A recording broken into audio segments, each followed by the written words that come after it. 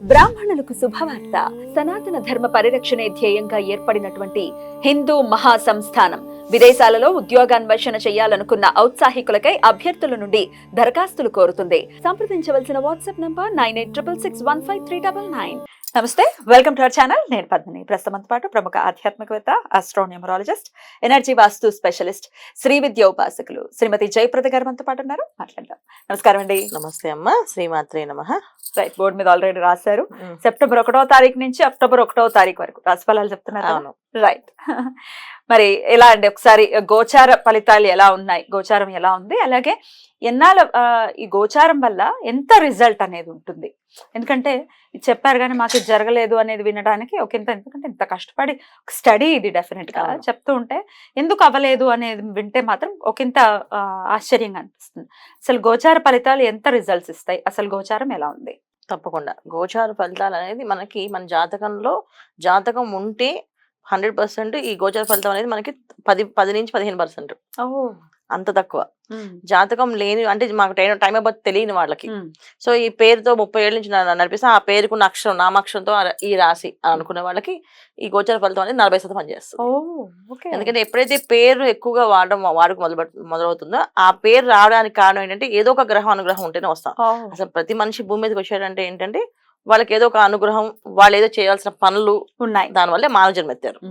మానవ జన్మ ఎత్తడం అంటేనే కర్మను మనం తొలగించుకోవడానికి, మనం చేసే ప్రారంభ కర్మలు ఏవైతే ఉన్నాయో అవి తొలగించుకోవడానికి. సో తొలగించుకోవడానికి పుట్టినప్పుడు ఏ పేరుతో మనం పిలుస్తాం, ఎక్కువ పిలువబడుతున్నామో ఆ గ్రహాల అనుగ్రహం మనకు ఉందని అర్థం. సో అలా అప్పుడు గోచారాన్ని 40% తీసుకుంటాం. జాతకం ఉన్న వాళ్ళకి, టైం ఆఫ్ బర్త్ కరెక్ట్గా తెలిసిన వాళ్ళకి దీన్ని 15% తీసుకుంటాం. 15% ఎందుకు తీసుకుంటాం అంటే చాలా ఇంపాక్ట్ ఉంటుంది. 15% అంటే చాలా తక్కువనే కాదు, చాలా ఇంపాక్ట్ అది. సో గోచారంలో మనకి రాహు, గురువు, శని భగవానుడు వీళ్ళు చాలా పెద్ద గ్రహాలు. మిగతా అన్ని కూడా మాస గ్రహాల కింద వస్తాయి. వీళ్ళు సంవత్సరానికి, గురువు ఏమో సంవత్సరానికి మారుతాడు, రాహుకేతులు 18 నెలలకి మారుతారు ఒక్కొక్క రాశి నుంచి. శని భగవానుడు 2.5 సంవత్సరాల నుంచి 2 సంవత్సరాల తర్వాత మారుతుంటాడు. సో ఆయన ముందున్న వెనుకున్న రాశుల వాళ్ళందరికీ ఆ ప్రభావం ఉంటుంది ఖచ్చితంగా. ఆయన వక్రిస్తూ ఉంటారు కదా, సో వక్రించినప్పుడు వెనక రాశి వాళ్ళకి ఇబ్బంది, ముందుకు వెళ్తున్నాడు ముందు రాశి వాళ్ళకి ఇబ్బంది ఆయన. సో శని భగవానుడు ఉన్నాడు అంటే మెయిన్. సో మనకి కావలసిన మెయిన్ ఆధారం ఏంటంటే జాతకంలో కావాల్సిన కెరియర్ సెటిల్ అవ్వాలన్నా, కెరీర్ బాగుండాలన్నా శని భగవాన్ ఎక్కడో చూసుకోవాలి. ఆర్థికంగా ఇబ్బందులు లేకుండా, ఆర్థికంగా బ్రహ్మాండంగా ఉండాలనుకుంటే గురువు ఎక్కడో చూసుకోవాలి. సో ఏ మాయలో పడకుండా, ఏ ఇబ్బందులు పడకుండా, ఏ లోన్లు పెట్టకుండా మనం ఉన్నాము అనుకుంటే రాహుకేతులు చూసుకోవాలి. సో వీళ్ళు మేజర్. సో ఈ మేజర్ గ్రహాలు ఎప్పుడైతే ఉన్నాయో అవి ఖచ్చితంగా ఇంపాక్ట్ ఉంటాయి.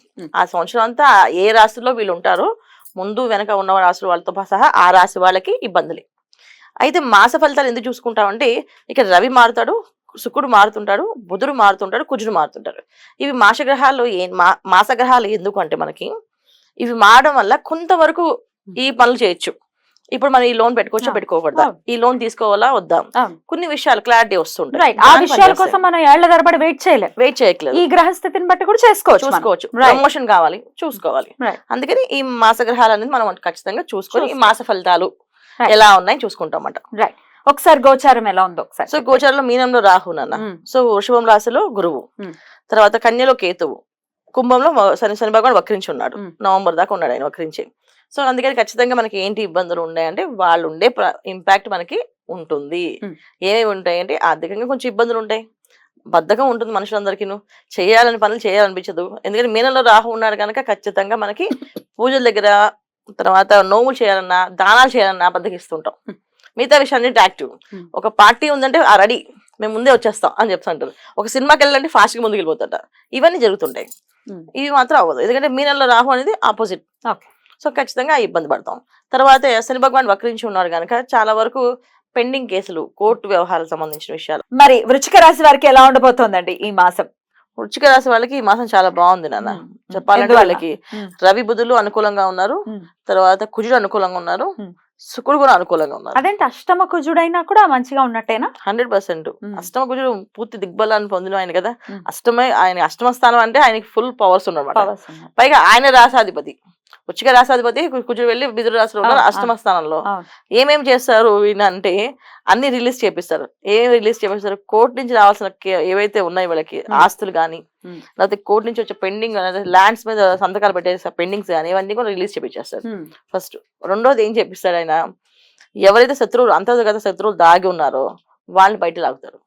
సో వీళ్ళే మీ తెలిసిపోతారా? శత్రువులు, వీళ్ళే మీ శత్రువులు. ఎప్పటి నుంచో పక్కనే చాలా మంది చూడమండి వృశ్చిక రాశి వాళ్ళకి పక్కనే తిరుగుతుంటారు, వాళ్ళే మోసం చేస్తే తెలియదు వాళ్ళకి పాపం, వాళ్ళే చూపించేస్తాడు ఆయన. సో అలాంటి క్లారిటీస్ ఇస్తాడు. అంతలో శత్రువులను బయట రావడము, తర్వాత వీళ్ళకి శత్రు జయం అని అనమాట. శత్రువులను ఎదిరించి వెళ్ళి దాన్ని నుంచి వీళ్ళు ఇది కోరుకున్నా కనుక మనం వీళ్ళని ఎదిరించాల్సిందే తీరాల్సిందని చెప్పి అనడము. ఎప్పటి నుంచో వీళ్ళు అనుకునే విషయాలు చాలా వరకు మేము చేయలేమేమో, మన వల్ల కాదేమో అనుకుని వెనక్కి వెళ్ళేవన్నీ కూడా లేదు మేము చేస్తాం, మేము చేయగలం అని చెప్పి ముందుకు రావడం, ఇవన్నీ కూడా వీళ్ళకి ఈ మాసంలో జరిగే అవకాశాలు ఉన్నాయి. సో మంచి ఫలితాలు, చాలా మంచి ఫలితాలు. రవి వచ్చేసి వీళ్ళకి లాభస్థానంలో వచ్చేసారు.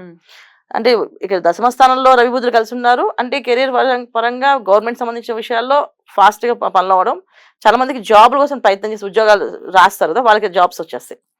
తర్వాత ఐఐటి నుంచి కొంచెం కానీ లేకపోతే బయట అవుట్ ఆఫ్ కంట్రీస్ వెళ్ళాలని కానీ దానికి కూడా ఆ యోగం బాగుంది. రవి బుధులు దశమ స్థానంలో మళ్ళీ లాభస్థానంలోకి వచ్చేస్తారు. లాభస్థానంలో రవి వచ్చినప్పుడు మళ్ళీ శుక్రుడు ఇక్కడ రాహు ఎప్పటితో చూస్తున్నాడు, మళ్ళీ ఇక్కడ విదేశీ ప్రయాణం అనేది వీళ్ళకి సాఫీగా జరుగుతుంది. సో డబ్బులు రావడం అనేది బ్రహ్మాండంగా వస్తుంది. జాగ్రత్తగా ఖర్చు పెట్టుకోవాలి. డబ్బు మాత్రం నీళ్ళ ఖర్చు పెడతారు వీళ్ళు. వచ్చిన డబ్బులు వచ్చినంతసేపు ఆలోచిస్తారు, వచ్చిన తర్వాత అది ఎలా వెళ్ళిపోతుందో తెలియదు అనమాట. సో అలా కాకుండా ఒక ప్లానింగ్ ఆఫ్ యాక్షన్ పెట్టుకొని ప్లానింగ్ ప్రకారం ఖర్చు పెట్టుకోగలిగితే బాగుంటుంది. సో అష్టమ కుజుల్లో అన్ని లాభాలు ఉన్నాయి, ఒక్కటి మైనస్ ఉంది. ఏంటండి? అష్టమ కుజుడు ఉన్నప్పుడు ఏమంటే యాక్సిడెంట్స్ అయ్యే అవకాశాలు ఎక్కువగా ఉంటాయి. సో అది ప్రాణాల దాకా వచ్చే అవకాశాలు ఉంటాయి.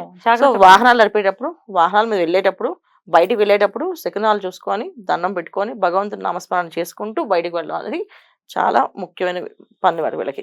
సో వీళ్ళు జనరల్ గా ఏంటంటే లేవడం వీళ్ళు కనీసం వీళ్ళు శకునాలు కూడా చూసుకోరు, టపటపా వెళ్ళిపోతుంటారు బయటికి. వీళ్ళు ఈ మాసం ఖచ్చితంగా చూసి తీరాలి.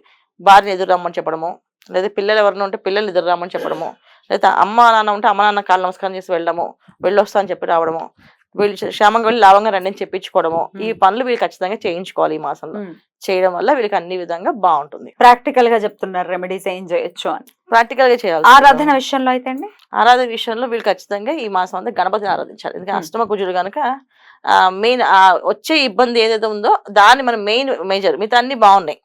సో అష్టమ కుజుడులో ఉండే ఇబ్బంది ఏంటంటే వెహికల్ మీద వెళ్ళేటప్పుడు చూసుకోకుండా వెళ్ళడం వల్ల, గణపతి ఆరాధన చేసి వెళ్ళడం వల్ల విఘ్నాలు రాకుండా ఆ పని సాఫీగా మన ఇంటి క్షేమంగా వస్తారు. బ్యూటిఫుల్. గణపతి ఆరాధన ప్రత్యేకించి ఈ మాసం అందరూ చేస్తారు, మీరు మరీ ముఖ్యంగా చేసుకోవాలి.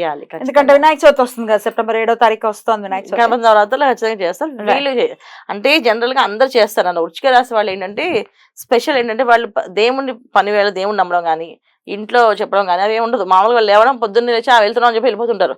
వెళ్తున్నాం వెళ్ళొస్తామని చెప్పరు, అదొక తత్వం ఉంది వీళ్ళ దగ్గర. సో అందుకని వీళ్ళు ఈ మాసం మాత్రం వెళ్ళొస్తా అని చెప్పడం, ఇంట్లో వాళ్ళు క్షేమంగా వెళ్ళి లాభంగా రండి అని చెప్పడం, అని చెప్పి చేయించుకోవడం వల్ల వీళ్ళకి అన్ని పనులు విజయవంతంగా సాగుతాయి. లేకపోతే కొన్ని ఆటంకాలు ఇబ్బందులు వస్తాయి. ఇప్పుడు అన్ని బాగుండి ఒక యాక్సిడెంట్ అయింది అనుకోండి, అది మళ్ళీ ఆగినట్టే కదా. సో ఎందుకంటే అదృష్టం శని ఉన్నారు వీళ్ళకి. సో ఆ ఒక ప్రమాదంగా ఉంది వీళ్ళకి. జాగ్రత్తగా ఉండడం అనేది ఇంపార్టెంట్. రైట్ అండి, చాలా బ్యూటిఫుల్ గా ఎక్స్ప్లెయిన్ చేశారు. చెప్పినటువంటి విషయాల్లో జాగ్రత్తలు తీసుకుంటూ ఈ సెప్టెంబర్ మాసం వృశ్చిక రాశి వారికి చాలా బ్యూటిఫుల్ గా ఉండాలని మనస్ఫూర్తిగా కోరుకుంటూ ఇక నెక్స్ట్ ఎపిసోడ్ లో ధనుసు రాశి గురించి మాట్లాడుకుందాం. థ్యాంక్ యూ అండి, నమస్తే. నమస్తే అమ్మ, శ్రీమాత్రే నమః.